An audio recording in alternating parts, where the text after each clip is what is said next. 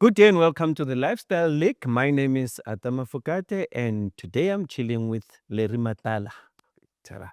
Hola. Hola, hola, bye. How are you, my brother? I'm super great. You look so young, but you've achieved a lot. Hey, man. Yeah, I don't know. I've heard that. No, thank God for that. Yeah. Yeah, hard working, not sleeping a lot. Yeah. Okay. Yeah. You know, here at Lifestyle League, we always engage game changers. You know, there are those people that are big celebrities that go to other shows, but here we say game changing should be the priority. Ah, And you are one of those game changers. no, I really appreciate the honor. Thank Who's Larry Matlala?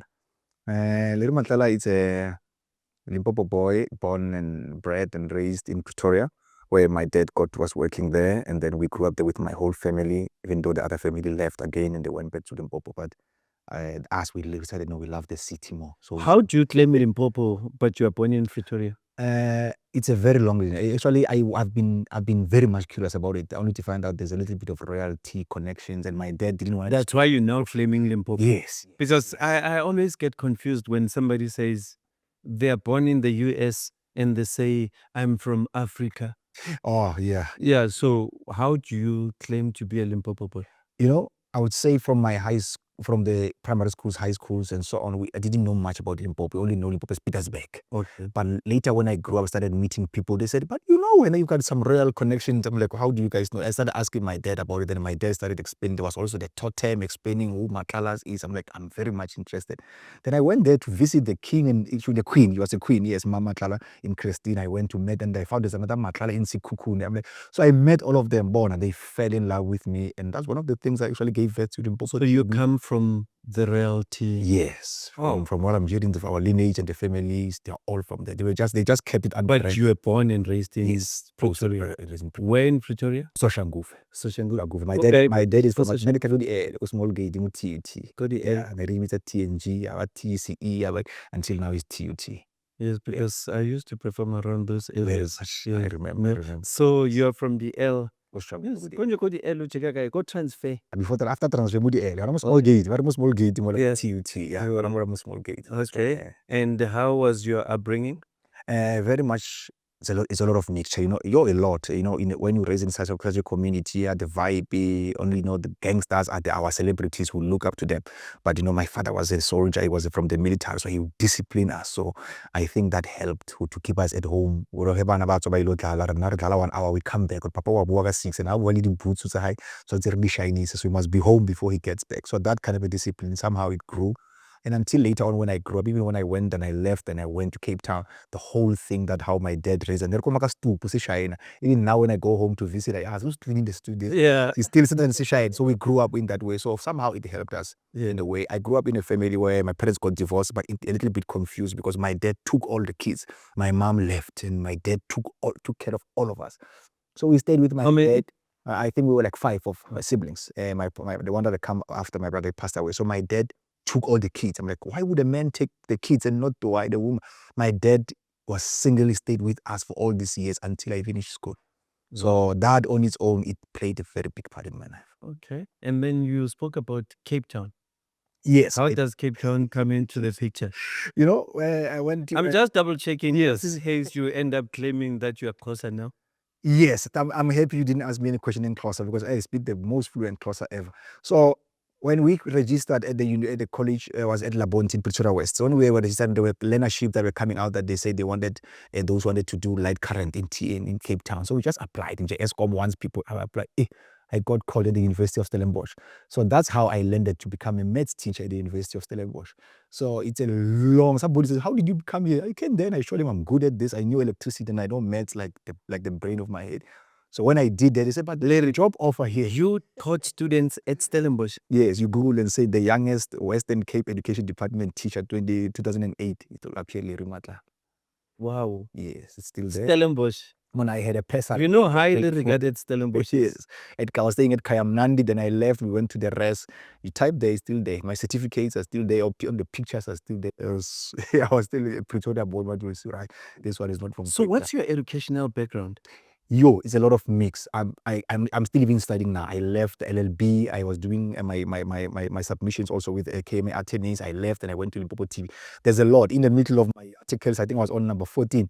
I got the dream of Limpopo TV came through. I left everything. I went there to do my engineering in accounting, also auto techniques in Stellenbosch. I got a job. I became a teacher. Then I left. Immediately I became a school teacher at the age of 24. I said, no, this thing's wasting my time. Let me enjoy the man. Where were you teaching? At Kayamnandi High School. It's still there. It's still called Kayamnandi High School, just opposite Stellenbosch, 5 minutes away from Stellenbosch University, at the Kayamnandi. So the high school, they had a problem with the lack of teachers, maths teachers. Then somebody at the university recommended, said, "Little man, they need that." I went there as a substitute teacher, just helping only on 2 or 3 days a week. They said, but this post is open and you can qualify. Then I brought my CVs and I got my personal number. So I'm a bit confused. So when you left, when you applied and went to Cape Town, Yes. you got that The internship learnership for something auto- else. We're The doing, learnership, sorry. electric engineering, but you upgrade it, it becomes auto techniques at the university. So a lot of people were like, but you are here. But how old are you then? I was like 23, 24. Okay, and No. then Then teaching, how does teaching come in? in 8 months. The thing is that during the day we are bored at the university. I can't speak Afrikaans. I'm from Pretoria, even though it's Pretoria, a lot of Afrikaans. Afrikaans is not my thing. So during the day, the university was boring for us. So we want to go and meet the black people and speak with them, get to meet them. And us going to the township, then that's where we met Kayamnandi. There was Kaili Chaba, it was a little bit far, but Kayamnandi was the closest one we could meet. So we go there, meet people, mingle and so on. But then there was one high school. So I'm like, man, why does I need to come and visit here? Guys, don't you need a maths teacher? I know computer and I know maths. Can I come and teach? They say, hey, we're actually looking for substitute. And that's how I landed. After 3 months, somebody gave them a recommendation. Says, guys, you said now this post is vacant. This guy is available. Speak to him if he's available and you give him a job. So they gave me a 1 year. It ended up becoming 3 years. So I actually was just volunteering for the whole 3 months. Then it became a 1 year contract. They gave me my personal number. They signed me. They gave me a pay slip. Then the money was good. Then the next time I flew in my dad and my mom to come to Cape Town to see the whole thing. So they saw the whole thing, excited. Then they extended it for 3 years. So he was there for 3 years. Wait, your dad left your mom? Yes. You flew in together? My mom was staying in Kalinen. My dad was staying in Soshanguve. So he flew them in to come. But they're no more together. They were not together. Yes, they're still communicating. Big superstar. Both of them, they came. This young teacher thing, it was just an anniversary that they did for me at the university. I got a very good high marks on it. You're just making me curious now because you flow them together. And then how do you book them into a hotel? My sister, my mom was not, my dad was the one staying at the lodge at the B&B at Stellenbosch. My mom was staying with some of the ladies who were around that they would accommodate her because she's a people's person. So my dad is a little bit low. He's even had the man of influence. You'll see him, very low, quiet guy. He doesn't attend much. So yeah, always, whenever is something beautiful happening, I always invite my family. And how do you end up in the TV world, in the broadcasting world? My search for the whole lineage of the Matlala thing. I went to Limpopo, get to know people. I met the Matlala family. I heard this Matlala thing was a pro thing. They call it Bakoni. I'm like, Bakoni thing? What is this Mukoni thing? Then my research in that, it led me to the TV thing. Which year is this? Limpopo TV started 2019. When I left South Africa, in 2020. Did you work for Limpopo TV or you worked for other channels before? I started Limpopo. I worked for other... Yeah, you want that background? No. Yes, that's the thing. How you cannot just start Limpopo TV out of nowhere. Hence, I'm saying, how did you get into the broadcast world? If we have enough tape to record this is going to be interesting. 2010, my contract ended. Then I moved from Cape Town. I was moving. The World Cup was arriving in South Africa. So they were looking for technical guys who can help in the stadiums, in Athlone Stadium, at the Greenpoint Stadium. So I got a job in Durban at a place called Banana Beach. The Banana Beach is next to that small stadium in KZN. So we went in Port Shepstone, yes. When they were there in Port Shepstone, because I'm always curious, they were looking for assistant directors, guys. I'm good at editing. I know how to edit with the After Effects. That time, Final Cut was still the smallest, was not working. We were still using those old versions. So we were there, then we learned a lot. I got that much interest in this whole broadcasting thing. So they took you from Cape Town? From Cape Town immediately. So I couldn't go back to Cape Town. The contract says, but you want us to be renewed? Then they said, no, but now I need to extend because I was only doing my 4th module. They said we must have all 5 modules to have this contract to become permanent. I'm like, I am bored, man. World Cup is here, man. I'm excited. So we're traveling with the Super Sports, so they will take us to places. Then I landed in Banana Beach. When I was there in Durban, that was the time there was a group in Durban called, it started with DJ Tira. What do you call them? Socks and Tira. Yeah, with Socks and Tira, yes. Yes. You'll see my name somewhere. They can really check down there. What were you doing I'll there? tell you. I said, if you have enough tape, I'll tell you all of this. So we did that. They came and they introduced me at the Banana Beach. They got me a house. So Tira and there's a guy called DJ Bongs. They had a name, man. Socks and Yeah, Devon's Finest. Devon Finest, Yes. yeah. So they got me a place at the Potchefstroom. I got a place, a very white house, big white house. My job there was to produce. They'll bring photo shoots and they go to clubs, and my job was to edit and they'll post. That time Facebook was not that permanent. So you worked with DJ Tira? Very much so. Wow. My name is there. If you check this, Yeah. then say El Matlala, that's me there. So that excited me, but now, the fun comes and it goes, and then now they begin to grow. It was before even. But what are you doing for them when you say produce? My job is to edit. Edit, yeah. So they will bring all the content, all the raw footages from all the shootings, and now just combine it and make sure it can be a very good advert or a reel that they can use for advertorial. So from there, and I said, I want to come back home. So I came back home, and coming back home, and now there is this thing that started on DSTV that they were introducing. They would bring people to come and do internships and do. I said, I'll go there. I got bored, man. I know. So it's your second internship. Yes. I'm like, but this thing's not working for me. I don't want to tell them my CV where I come from. So I went there just to gain much of experience with the new broadcast equipment that they brought. There was this equipment called AV. So the AVs, when it came to South Africa, I wanted to learn it, and MultiChoice, I was the only one who had it. So we came in there, and I got introduced to a lot of TV channels. There were public channels. There were a lot of streaming, retreams, iLinks, and all of that. And all of that, my love for television and broadcast went boof. I'm like, I need to bring a TV to Limpopo. But something happened before Limpopo comes. In between 2012 and 2018, there was a 6-year gap where Larry Matlala disappeared from South Africa. Yeah, because I noticed that you lived in South Africa and the US. Yes, in the UK. And I just disappeared. So UK. I got a job. I got an offer, actually. So there's a company that was here in Bramley. They call themselves View Africa. So View Africa, they were doing a lot of BBC, TLC, those and British channels. We call them free channels in there, but they'll bring them here under MultiChoice. So they needed somebody who's going to be here to monitor them. Whenever there are glitches, there's somebody going to do what you call technical operations. I'm like, no, I'm available. I can do that. My job was to watch the screens and check out problems. I'd refresh and check. So we had like... And that time we've got young people in studios that can't even monitor sound for 1 hour. Imagine. And you get to sit 24 hours. If you check one of my photos on Facebook with me, with those hundreds of screens, I knew which channel is playing in Nigeria, which one is playing in Ghana. So every country that I've been watching, I've been to those countries in Ghana, Nigeria, Zimbabwe, Zambia, Botswana, Swaziland. I started the Swaz TV. And what did they call? Where I was just an operator. Man is a sub-Saharan operational manager. So any problem with a glitch, you call Larry. So my business card also there on social media is written, you call Larry for that. So that love grew from there. I felt, man, this is very beautiful. And then I wanted to quit. They gave me an offer. They say, here is an offer. So my sister, who passed away during the COVID, says, take this off. At least when you go to UK, you learn a lot about satellites and television and broadcast.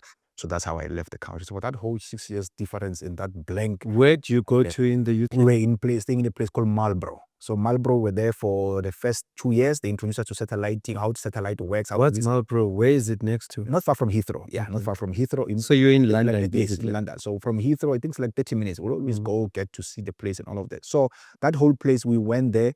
We saw all these things, and then I realized there's something that these guys are already like 10 steps ahead of us in South Africa. We want to come back and bring this thing. But they didn't much allow that.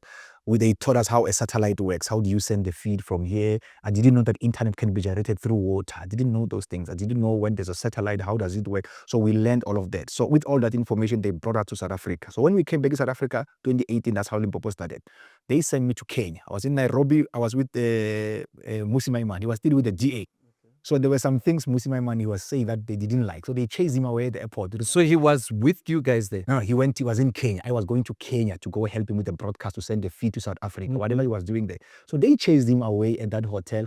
I am the one who stayed there. So that's how I met the Musi Maiman. I said, no, I'm from South Africa. I said, no, man, the guys from UK. So the guys were broadcasting from there for them were from UK. So he offended the government? Yes. So they chased him away and I stayed there. So that's how Kenya became more like a home for me, and I get to meet people and make friends and all of that. So then immediately there was a little bit of challenge and tension. I wanted to go home. I miss home. I miss home food. We meet a lot of guys in the UK who speak. And that's just 2018? That's 2018. So 2018, when I came back, I said, guys, I'm going home. I want to do this thing called Limpopo TV, and I can introduce this new high definition broadcast that can come here. Because of, there's a lot of things that people maybe might not know about the digital broadcast overseas and what we are doing. They're already ahead because for us, they still need to make money based on the future technology that they are using. So coming here at home, I felt there's been a lot happening. Then that's when Limpopo TV came. And I started Limpopo TV. I introduced Limpopo TV to a lot of people. I met a lot of guys who tried to start it. There were some guys from Venda, some guys from Guyana, others from Kukune. They used to work with around, I think there was a guy who owns a Tswane TV called Dr. Puma. I met with him as well. And I explained what happened to Dr. Puma? He's still around. He's doing Tswane TV. He's still doing and he's still both doing How TV as well. Under Zali. Yes. So I met him. I explained. He said, "No man." I nearly worked for How TV, by the way. Really? Yeah. So when I meet him and the daughter Ruth, we sat down and explained my vision to them. I realized what I wanted to do with Limpopo TV, it was a little bit different based on what they're doing. With me, I wanted to bring Limpopo stories and bring to the world. So every time when I launched Limpopo TV, you see on the video when we launched with the premier Stelima Tabat, I wanted it to be the best. That is why within the first launch. How do you end up owning Limpopo TV? Who gave you the rights? I registered it. You go to ICASA. How did you end up? ICASA, we made the first application. There's been up until now. Now there's another call that came out. That's the 6th I call. saw that call. All these 6 calls that have been happening, all of them, 75,000 is non-refundable. There's never been a frequency released. There's a lot of that law that is happening. But I feel like it's a bit unfair. Yes, but you can say there's been 5 ministers. Why we get scared to Minister speak Chabeni out was about these things? Last year I hosted Mama Faith Mutambi. She was the minister when I applied. That's why we became friends. No, you apply 6 times. Yes. You spend 75,000 and you're still afraid to express your feelings. Every time there's a change of a minister, then the whole rules change. Like now there's a new minister. But you lost 75 times 6. I did it twice. Yeah, there's been 6 you calls. lost 150,000 and you get to. Yes. So the last time we came jointly with Mr. Victor Pume, we said, let's do it together. Then he said, no, now I'll give you the facilities, and then whether you do the TV and do the whole broadcast. You know? So now you can only broadcast under DSTV? Not really. The rules of something called MX3 were different. ICASA gives multi-choice and MX3. MX3 is like an encoder with the multiple channels. So multi-choice decides who comes into those channels. So we wanted to come under their channel because it was a popular one. There's been 3 of them. There was the one that closed recently with the one here in Midrand. What is Starset? Starset closed. Starset closed now? Yes, official. They took the encode. They took the MX3 I'm talking about. It's an encode, that's it. Starset is gone? Yes, they shut it down. They took the encode. Their offices here in Midrand are gone? The offices are still here. Tulani passed away. There's a new guy now who was in charge. And then whenever they take that small equipment, they came to Limpopo TV with AK-47s and they stole mine. In Limpopo TV. That's how Limpopo TV during COVID in 2021 shut down. So where is Limpopo TV if you're saying now? Now it's back on with Centec and ICASA. ICASA, they came back with an idea, well, if the tape allows us. ICASA and Centec, they got tired of multi-choice trying to bully them. So they came up with their own version of, we call it their own, ICASA and Centec. Okay. They came up with their own version of, what do you call it? Where you cannot catch up. They call it the multi-choice thing. Showmax, yes, type of a thing. You can be able to catch up and we call it VOD, video on demands, can repeat, rewind the shows that you missed. So they said, no man, let's bring our own. So they launched with the new CEO was there at ICASA and Centec. They call it Free Vision. So the Free Vision is there. SABC is there, SABC 1, 2, 3, 4, 5. They call the SABC now, they said they wanted to do their own, they call it SABC Plus.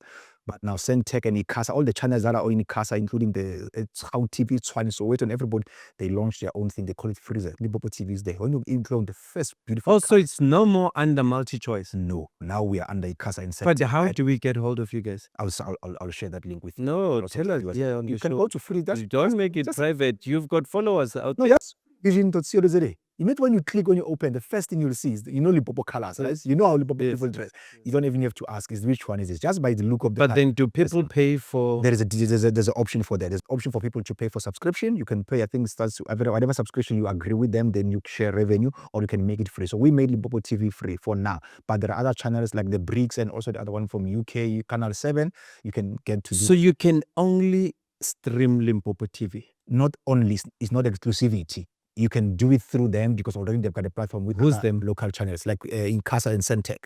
They have already the SABCs, all the SABC 1 and all the SABCs. They've got How TV, Soweto, Tswane, and Mpumakaba. They're all there already. But how do I get hold of those? No, tell us. Yeah. No, you just have to contact them and they give you a. No. I'm talking about a viewer. A viewer. Simple as that. Remember, I'm sitting here. I'm speaking on behalf of viewers. The viewers that are at home. Yes.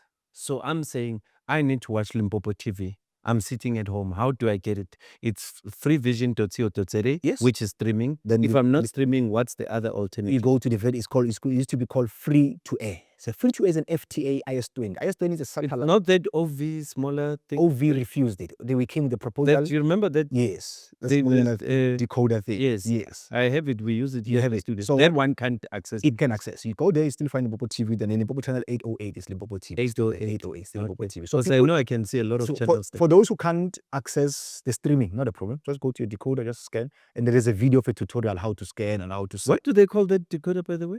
The free vision. It's used to be called free vision. There is No, a now diamond. There's a diamond. OV something. OVHD. Or The this new OVHD. one. That's the one I have. So you go there, you check, and you just scan. It was because some of the channels may appear, but when you rescan, it brings some hundreds of channels which people have never seen before. They're all there, including Nigeria, Zimbabwe, Lesotho. But how's the viewership there? The Because viewership I there- feel like it's a beautiful platform, Mhm. but you guys need to go out there to tell us about yourselves. Definitely. And I think that's where the contest is. I think with Limpopo TV, we did that. We went public and we posted our numbers. We said, these are the people watching. Because when you're an admin, you're able to check the views, how many people are watching where. And we wanted it in real time. So what we did first, we went to the people all over the country, North America, Zimbabwe, Botswana, Malawi. We told them, tell us and send us a video where you are watching from. We didn't want to speculate and lie and say the numbers. We want people to send videos. So we were posting videos every now and then. Says, guys, these are the numbers. These are the people watching from Botswana. They will show us switching on with their TV. I'm watching from Nigeria. But what kind of aerial are you using? And it's that OVHD decoder, right? There were three types. There were three types of encoders that we're using. From where I am, they give me, whenever I sign a contract, they give me what we call a satellite. It will have a name. So that satellite codes, if they give it to me, I can access my files and everything through FTP. Meaning from here, I can control my satellite. Yes, I can check how far my satellite is going. Like now, I can tell you there is how many people are watching. The satellite is moving close to Nigeria, is moving. So they give you the access to that. So you are able to can control and be able to operate that. So then there was another one, the South African government brought it, they call it the digital. They said we're moving from analog to digital. That thing never happened. But they were still using an analog antenna. Yeah. When is that going to happen? It did. They came to Limpopo. We did a roadshow with them. With Minister Chaveni was the Minister of Communication by then. They came. I did one of the roadshows as well. That's why I'm asking, Yeah, when is it going? I don't know what happened. I mean, it just came, disappeared, came again, disappeared, came back again, disappeared, and now we said, you know what? I said, you know what? I'm tired. Because they'll come and say, oh, it's cunning. Every new minister comes, every new minister wants to come with the new rules, and it scraps the whole plan and everything we've been through. So they made the decoders available for people who are at home who can be able to watch. You can just buy the decoder, or you don't buy this for free. So now here is a challenge. But how much is the decoder? It's for free. But for them, a lot for them to get. Yes, a lot. It's a lot for them to go and acquire it. What happens is that you are giving that decoder, which is the SABC and all the South African local channels, and it was still powered by Centec, where we are right now with Limpopo TV. What they do is that they give these decoders to the houses that are disadvantaged. I think they produce over. But did they roll out those decoders? Over around 5 to 8 million of them. They gave away. They said people can go to Oh, so it ended up happening. That digital. Yes, it's like the same thing with SARS. They tell you can only collect. But are you saying SABC is now fully digital? They decided to make their own app under a company called Mongo Molo. It's in Dubai. They decided to go and do their own app called SABC Plus. So right now, wherever you are, you don't have to go to MultiChoice or anywhere to access SABC. You can just do their app and access all their channels. The very same platform. That's where we are with Centec as well. Centec and Icasa, they bought shares as well. They are part of that. But how's the competition out there? Because you guys are out there, you are too many. It's easy to start your own channel, the same way as it's easy to start a podcast. So competition is high. Yep. How are you planning on standing out? Content. The content we are giving. Look at what's the Limpopo content. Limpopo is one of the biggest populations. I've been double checking in comparison with the Cape, with the Northern Cape and the Eastern Cape. We are on, when I arrived in Limpopo, it was 5.8 million. Now we are on 6.2 million population. What do you mean it's Limpopo the biggest population? It's not bigger than Gauteng. What do you mean? Limpopo people are excited. They get but excited. you can't say Limpopo has got the biggest population in the country. In life, human bodies, it is the biggest. No, it's Gauteng. No. Gauteng people is populated by a lot of people from Limpopo. Yes, So but the fact of the matter is the biggest number of people are in Gauteng. Yes, the biggest number of people. Yes. But now we cannot rule that as a population because they are here for something that they go back home to Venda. Okay, so you are basically saying they're here, but they watch. Okay. So we use that to work for us because we didn't calculate the people who are in the Limpopo province. We said Limpopians who are registered as Limpopians. They are also in Gauteng, they are in KZN. I met a lot of But the content, I'm asking about the content. What do Yes. they watch? We What do you wanted, watch? we wanted them You when watch King Munada? Do you watch Makazi? Master What do you King- watch? Papa Penny Penny? Like, tell us. not much of that. We wanted to homegrown stories. There's a lot of stories. There's a lot of talent there. Skomota. Hey, Skomola is just the tip of the iceberg. Trust me, based on TV and others who blew up, there is a lot of talent there that is not yet being Tell tapped. us about some of your shows. We've got another show called Ziyadeva, which means you are going to taste all the Limpopo type of food. Secondly, Limpopo has got this other one called, Ziyadeva is also, it was done by Kendi Zamandebed. So Kendi, when she proposed that show, it's a show that explores Limpopo dialect. We've got dialects more than just languages that are national. We've got Abu Kelobedi, we've got Sekanoana, Serranoana, we've got all of those dialects. So they are there. So many people don't know. So those dialects, they teach us, but also they teach about the food, local food that we hardly eat. Some of them, the insects. Do you pay your presenters?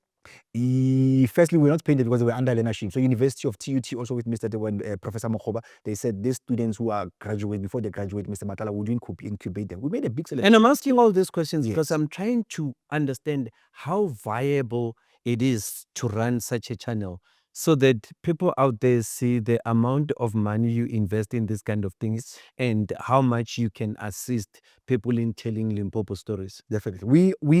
With the investors, we had two investors who came on board and they brought in some few money to help us with the operations equipment and stuff like that, and also making sure that we are sustainable, we remain relevant, and the content we bring and we produce. Most of the kids were only giving them stipends. We couldn't give them salaries yet because don't forget, when Limpopo TV started in 2019, officially we went public and it was all over the place. COVID started.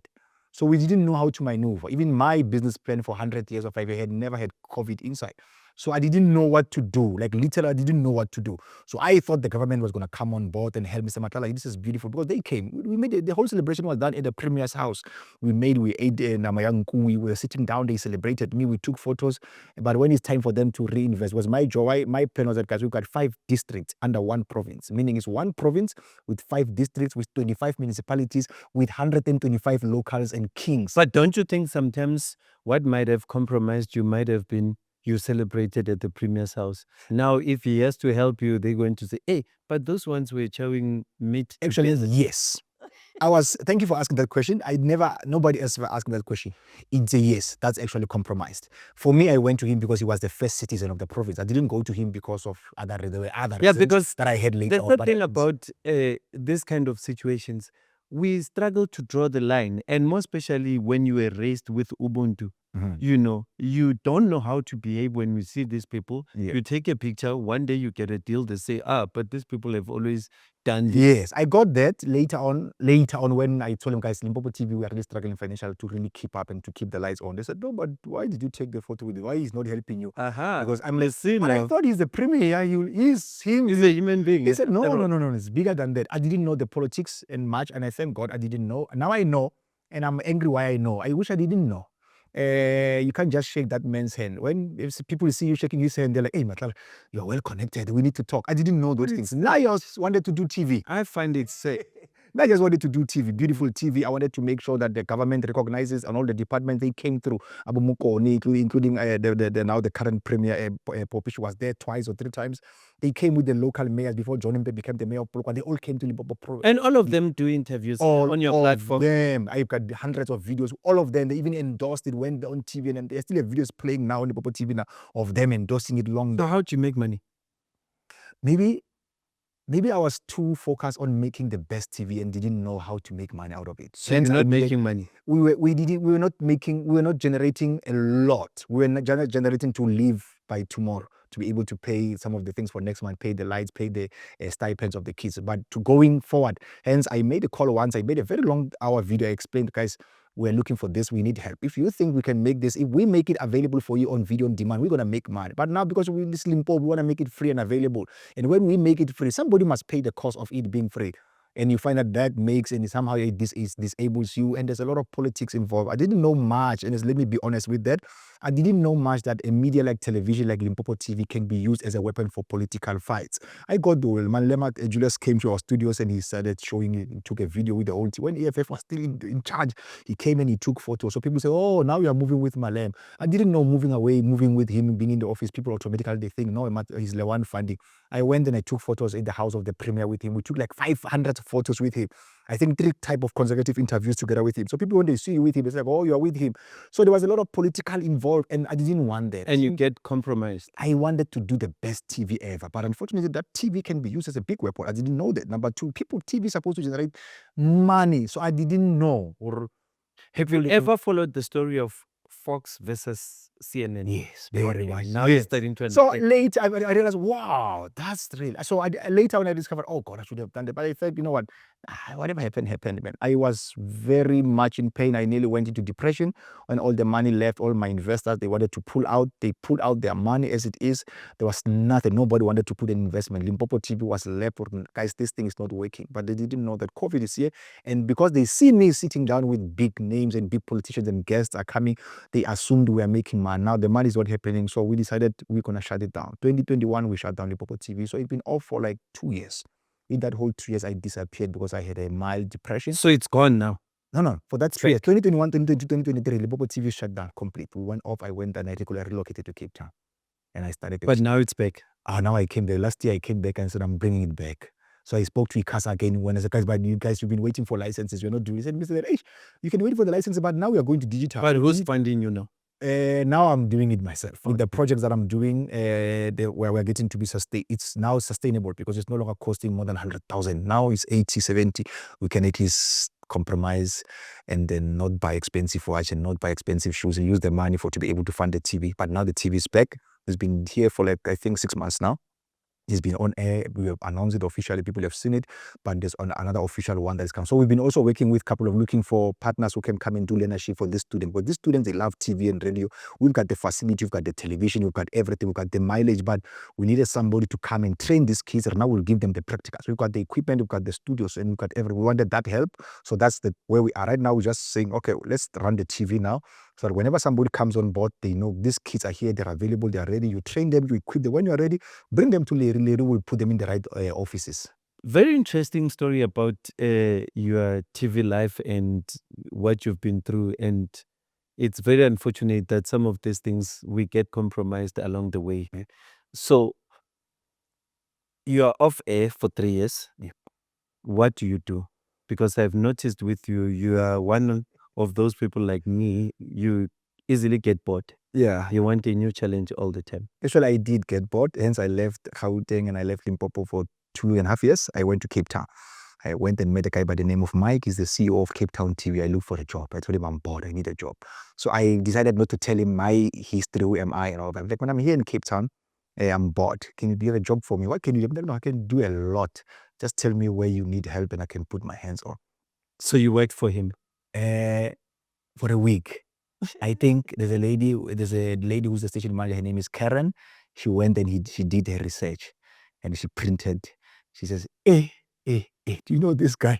And then they said, but later, why you didn't disclose? I'm like, it was not relevant. I was bored. I wanted something to keep me going while I'm here.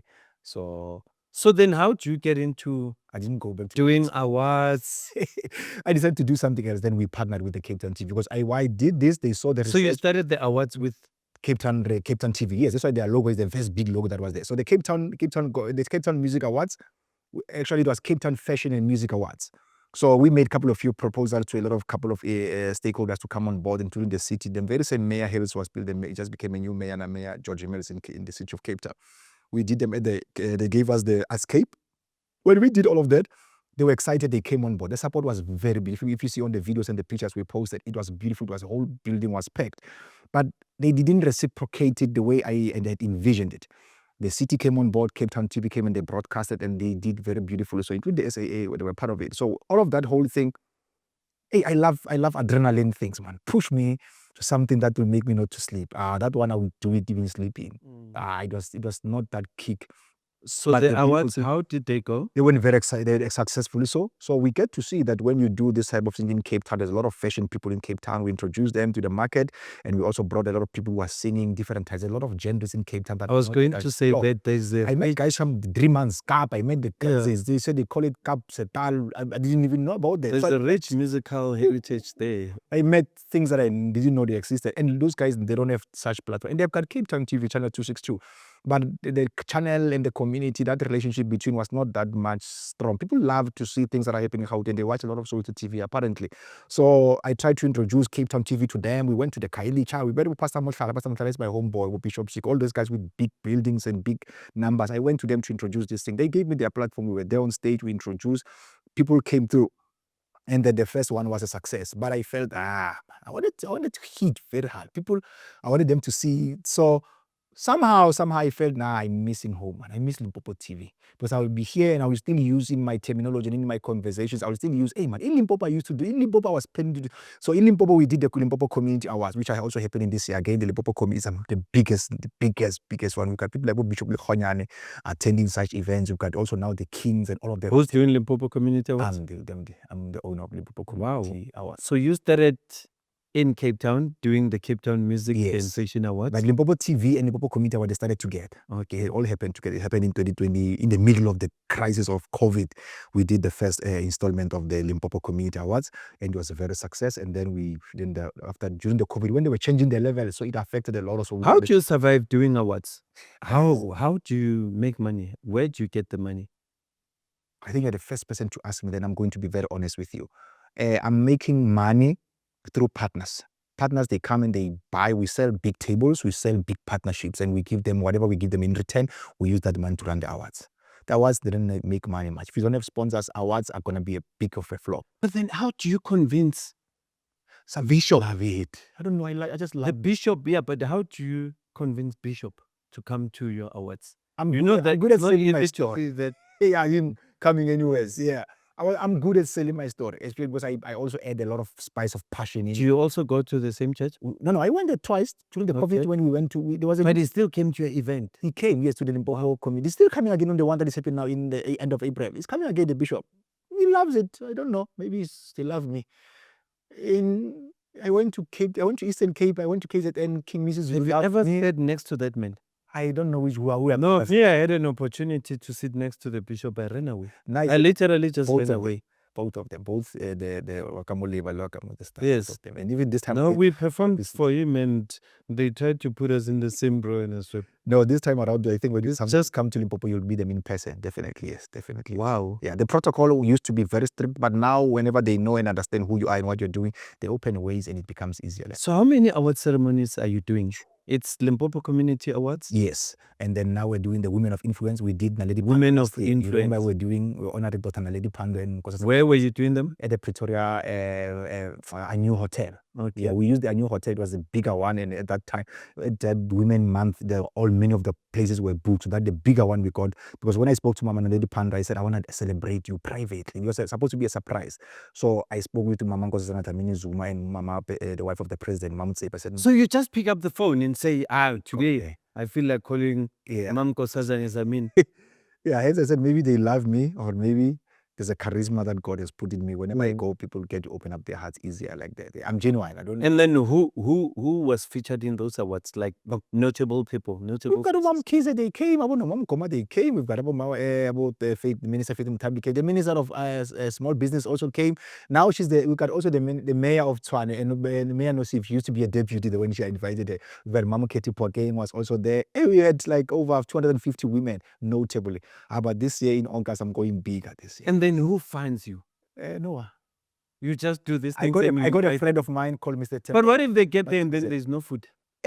I just apply faith. Good question. Even now, you see, now we are organizing a massive one called the Men of Influence. I think on the question we're going to be talking about it. It's going to be the biggest that has ever happened in South Africa. I've been copying and checking what others are doing, the Grammys, the EMIs. I've been checking what are they doing. I've been checking there and marking my calendar. Okay, wait, I can do this. No, I can do this. Then I called the presidency. I called Mr. William. President William, I want the prayer. Will the president be able to come? Just send them email. Okay. Men of Influence Awards. When are they happening?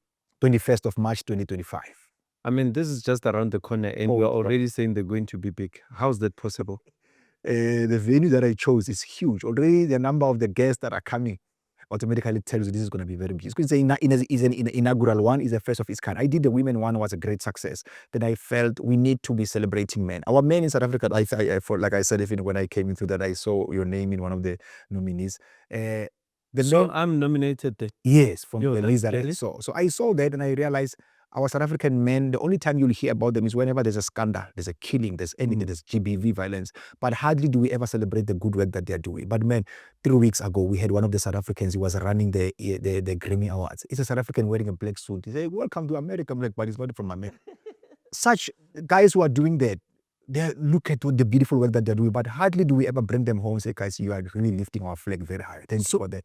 What type of people do you feature in such awards? Obviously you told me about the women ones. Yes. You haven't told me about Limpopo community. We'll go back to that one. But the men of influence, what type of people are you targeting?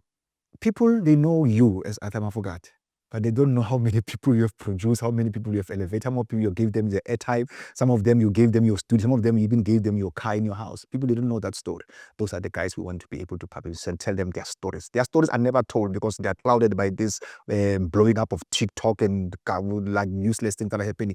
But you find that real men who have done a lot, you have sacrificed. People, they only know about you what they read on the newspaper, like what they read. They never get to meet the real person. So those are the people who want to celebrate. Those guys who have kept us ablaze. During the struggle days, we had guys above, we only left with 3 of them, Bratanda, Bralak Jabu. We also have Mr. Jerim Fuke.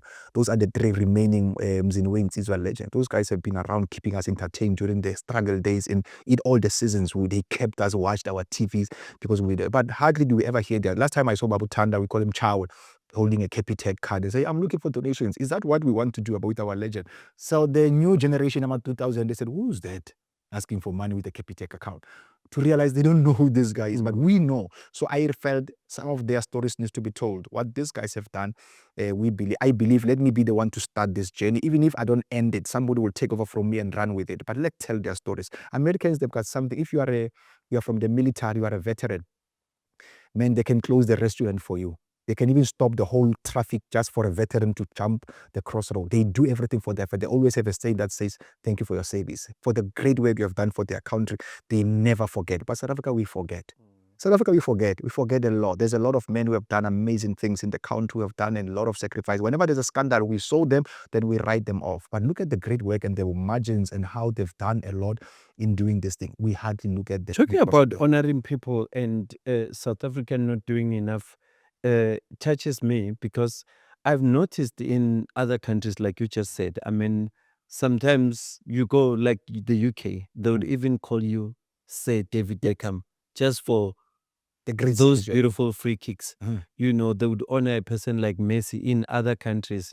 You know, like, I mean, recently Messi just got honored in the US where he didn't even play much because they acknowledge the amount of support he brought there. You know, I mean, I was shocked that since Messi played in America, their crowds are the second biggest in the world. Now they are the largest. You saw the numbers. Every stadium is filled now. Like that guy, wherever he plays, all stadiums are filled. And they had to even honor him in that regard. And we are failing to honor our people. Hardly. And I sometimes think it's about money. You know, here you get honored if you've got money. I think you are right. I got a call. I think you'll remember the person I'm going to be talking about, Mr. Blondie McCann. He mentioned something when we informed him about the awards and says, Mr. Leary, I really appreciate the honor. On the 10th of December, I wanted to have a lunch with him. I had some few sponsors who said they wanted to take care of him and just take him out for lunch. He said, you know, it's so sad, Mr. Leary, during the years where, during the apartheid season where people were the freedom songs. He would sing the freedom songs. Yes. But no, but today you ask a lot of people who's Blondie, like who's Blondie? That man will sing freedom songs and he will keep our spirits alive. Yes. But hardly do we sing their songs and we honor such men. So he's going to be there on the 21st. Those are the guys we're going to be honoring. Wow. People like Baba O, Yes. I saw him in Limpopo performing. Yes. I fought with the I fought with the organizer. I said, you can't let this old man sit on stage and perform, man, because he needs the man. Man, don't do the honor this man. So what I did with him, now you're going to sit down and we're going to have somebody play his songs. Saying, man, we still remember your music. He must see that the way they honor their legend. What type of categories?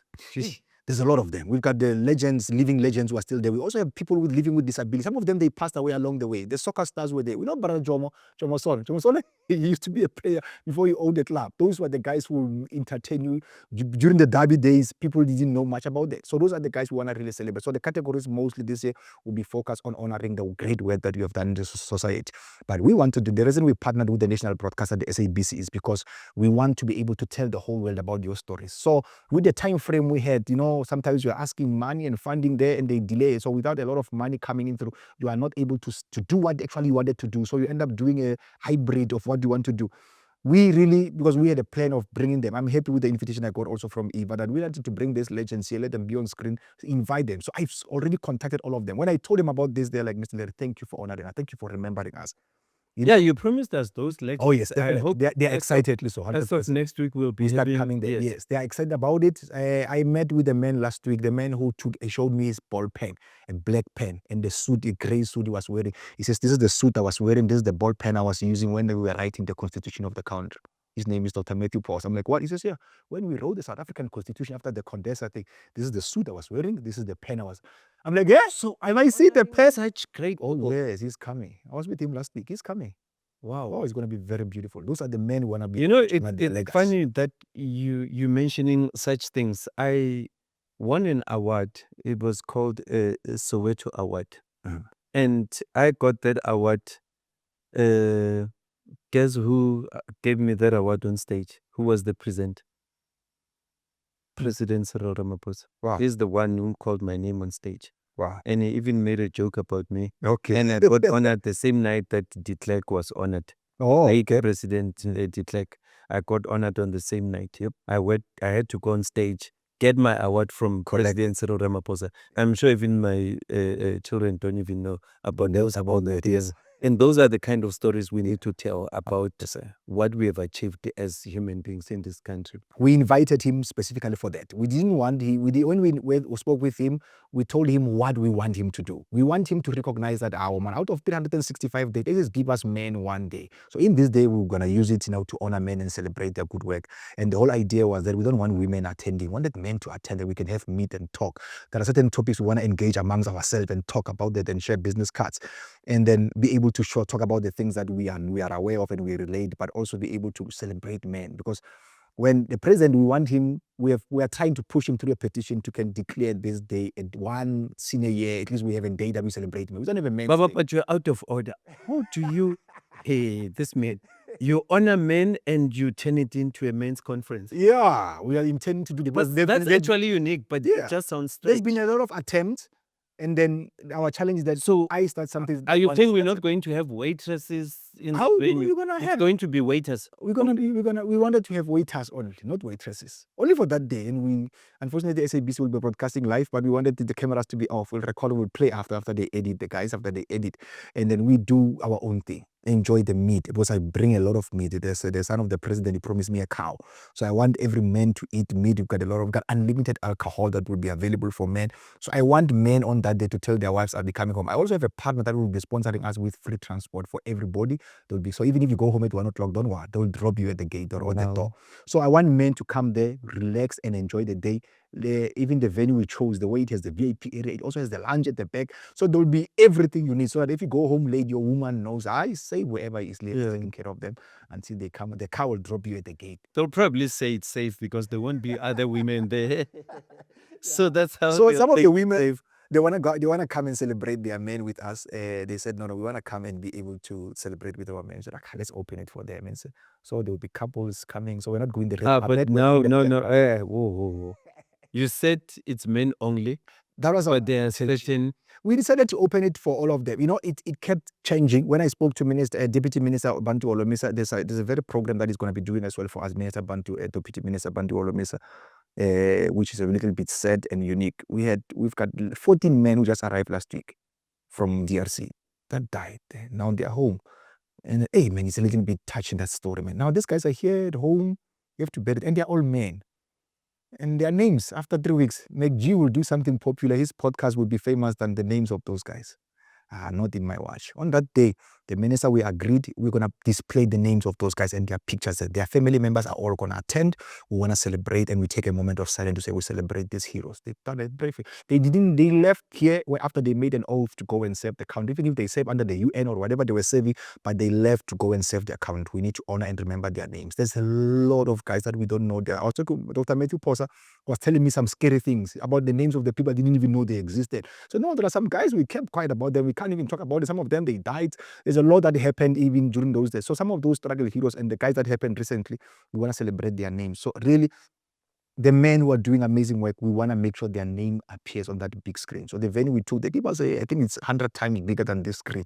So we want to display their picture in the name. See, when you see that name, remember this guy, he died in service of their country. So leave all politics and other things. No, he died in service of their country. For me, I'm a very strange human being, and I always ask the strangest questions. Yes. How much are you spending for those awards? And you know why I'm asking this? Yes. You watch an American show. I was sitting here with my crew here. They're young people, but their interests are almost the same as mine. We were talking about the halftime show at the NBA Super Bowl, yes. Yeah, the Super Bowl, sorry. And they mentioned something. They said the money that was spent there, it's the biggest. For them, that's what interests them. Hence I ask this kind of weird questions. I'll ask these weird questions. Our bill was around 1.23 million. Okay. Yeah. So it's not that big. Not really. With what we want to come up with, it's very small. So we asked also the minister, Ketin McKenzie. He always says, "I'll buy tickets." I said, "Okay." We went to this minister, "Can you come?" So all of them, we invite them to come through because we also want to be able to take some of the categories and customize them through that relates best to their department. Including what we did now with Deputy Minister Obantu Olomisa. That man used to be a general in the military. That guy used to be very defiant with the UDA. When the ANC was banned, the man was around the country and was defiant, and we call him General Bantu Olomisa. Today he's quiet in parliament. Nobody even knows much about him. But those are the guys who have done an amazing job, and we are telling their story. I think he might be one of the guests that next week, Tuesday or Wednesday, I'll talk to Eva. He's going to be here with you, Minister. So Deputy Minister. So they want to tell you about some of their chronicles, the job, and the work that they've done. And I had a very touching story that said, some of the compromises you have done. Sometimes people like yourself, you remember that time where you used to do a lot of tours outside. You were a parent, you have kids. So kids, they don't even have a time with you. You are always online. You get home, you're on the laptop, you're on the phones, you're at the hotels. Your kids, sometimes they don't even get the chance to spend the time with their dad. And then we don't know that. And now we don't know, look at this man is doing this. But they don't know the sacrifice you are doing. That's why I work with them. Yeah? Or you keep them very close. I work with them because that's the only way you can spend more time with them. Elon Musk is doing the same thing. Elon Musk is going with them in the White House. He takes the kids because he knows they don't have time. I'm happy to hear that. So I'm happy for that. And then we want to be able to celebrate them. This is the inaugural one we're doing on the 21st of March. And then from here on, we know what to build on, what to work on, what to fix. But I've done my home check and there. But with what we are going to do right now, we've got a national build, structure, working facility that is going to take care of us. But as soon as we are done here on moving forward, I'll be inviting a lot of people with ideas to say, how do I make sure this thing becomes the best, and make sure where we made mistakes, how do we correct this? This was supposed to be done this way, and we do it the right way. We're going to be bringing guys like the legendary Leon Schuster. He can't even walk today. His home is bedridden. He was honored by the president. They gave him the Kamangu award. But the man is at home, he's sitting in Boxback, and then many people, they don't even know Leon Schuster is still around, just around the corner from here. So some of those guys, we want to be having them as well. They'll be coming here in the community with us. They want to be able, they want to come and sit with us, and they want to be here. So we're going to be celebrating those kind of guys and the work that they've done. So that's the main focus of this one that we're doing now. When we do this, then for the coming one, for the second one, we'll see how we can begin to upgrade from there and celebrate all the other good works. There was a man that him, maybe you might know him very, very well. Every time there's a sequel in the Disney world that's called The Lion King, he's the man behind the whole music. That man, he made Beyonce to sing. Say, Beyonce, you are not singing right. Stop. That man is a South African called Bralebo. So Lewo M is from South Africa, but we hardly sing songs about him. The only time we know about him is about his divorces, and when Meg G says, how many wives you have? Yeah. But we hardly hear this man. That man, the US can't do that sequel of The Lion King without him on the table and producing and doing everything with Zimmerman. Who would have worked with Zimmerman, the greatest producer? So he's one of the South Africans we want to celebrate. So those are the men we're going to be celebrating. Wow. Yes. Brilliant stories, eh? Yeah. I hope everybody that you mentioned will be there on the day, I because pray so. if that happens, obviously, It's it's gonna going to be a beautiful. killer show, and Beautiful. you know, SABC chats will just on that night. Yeah, on that night they- alone, yeah, hey, they go very because of the lineup, yeah. and We the chose the caliber. SABC because of it's a national broadcaster. Let's give them that right. It was also some of the archives, they have the archives. So we thought it would be very proper. So they, within, after 2 weeks conversation, they sent me a contract, sign. I'm like, oh, wait, dude, I'm still deciding, let us sign. Yeah. Just before you put our logo there, sign. We got it. I threw it to the team. They were excited. Then we signed it. We gave them a 2-year renewable contract. They said that for the whole 2 years, we want to be able to do this because we love your vision. So we gave it to them. I said, no, do it and make it beautiful. Yeah. Brilliant stories. We normally have fun questions with our guests, before they leave, Yeah. and there's somebody that does that. But just in case she decides not to do them after this show, I'm just going to have a small quiz with Yes. you, just fun questions, Yes. right? Yes. Are you ready for that? No, I'm not ready. Okay. Yeah. Why are you not ready? Okay, let's start here. Are you a sports fan? Yes, I'm a Buccaneer boy. You're a Hey, born Buccaneer. and bred. Born and bred in a Buccaneer family. And then last time I even made a bet when I gave away 5 VIP tickets. When I thought we were going to beat those Mamelodi boys, and they beat us, man. Yeah. So Ransa Squenchy with the Limpopo Baroga boys are better because of they were wearing green. We punish them for that. I can't believe you're celebrating beating Limpopo boys.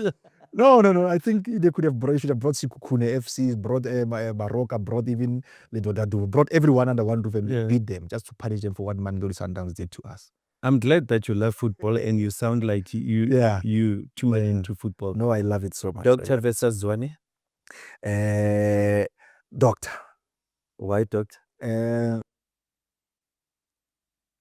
I don't know if he remembers. I had a conversation with him. We spoke. By that time I was not much of I love to be behind the scene alone. No, like a lot of people are still curious how am I going to the interviews recently. I'm like, no, because of the event and what we are doing, I believe I can say the message correct. I had an interview with him a lot. I've heard a lot about the work that he has done.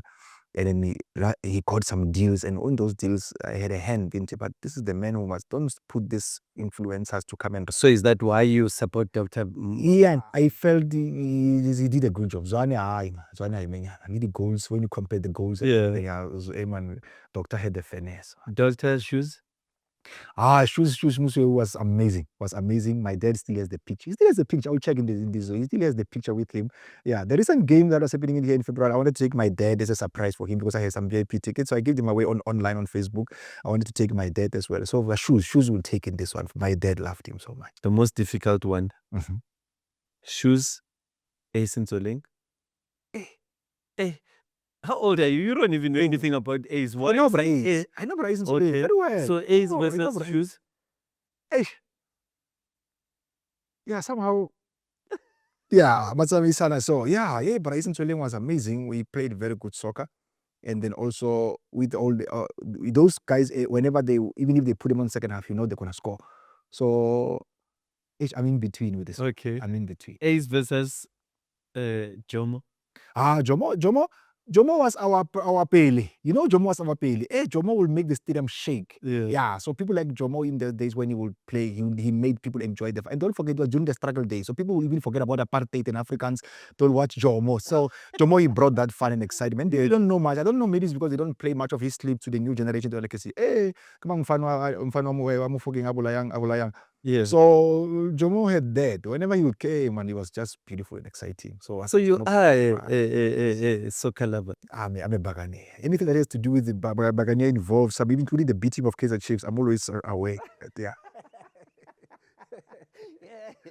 So who's going to win the Nedbank for you? Orlando Pirates, we might not win, but look at the strength. We are playing beautiful game. I'm not sure my club will win. Yeah, somehow they get too excited after winning 3 games. The 4th one they lose, so we might lose based on that. So, but the question is, who's going to win?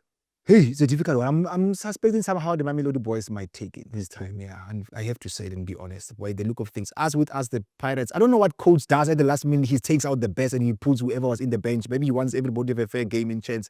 So, but that always at the end it backfires on us. We end up not even winning anything. So this time around, the Mamelodi boys might take it. They are coming. They are in strong. They are angry and they are coming strong. And they're not beating one. They put 3, 4, 5. So they're hitting hard. It shows that they are very serious and committed.